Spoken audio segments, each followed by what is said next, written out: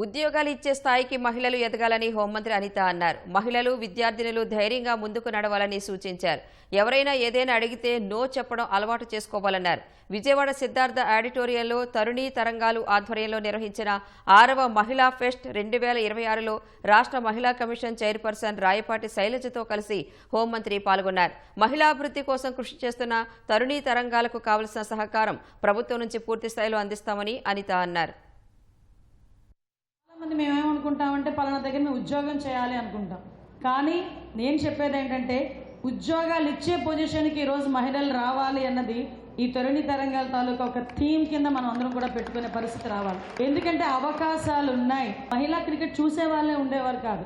అటువంటి సిచ్యువేషన్ నుంచి ప్రపంచం మొత్తం ఒక్కసారి మహిళా క్రికెట్ వైపు చూసి, దట్టు ఇండియా వైపు చూసి, ఆఖరికి మన ఆంధ్రప్రదేశ్ వైపు కూడా చూసే పరిస్థితిలో ఒక ఆడపిల్ల తీసుకొచ్చింది. ఆ సెల్ఫ్ రెస్పెక్ట్, నెక్స్ట్ మన మీద మనకున్న గౌరవం, మన మీద మనకున్న ఇష్టం, మన మీద మనకున్న ప్రేమ, అదే రేపు పొద్దున మిమ్మల్ని నడిపించేది.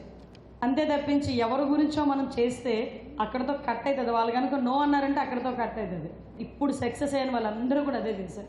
ఆడపిల్లలు చాలా మంది, ఎంతమందికి టాలెంట్ ఉంటుంది. ఎస్పెషల్లీ గృహిణులకు కూడా ఇన్స్టాగ్రామ్ ద్వారా కానివ్వండి, సోషల్ మీడియా ద్వారా వాళ్ళ క్రియేటివిటీని బయటికి తీస్తున్నారు. సో అలాంటి మహిళలకు కూడా ఇక్కడ ఒక ప్లాట్ఫామ్ క్రియేట్ చేయడం అనేది తరుణీ తరంగాలు ముఖ్య ఉద్దేశం.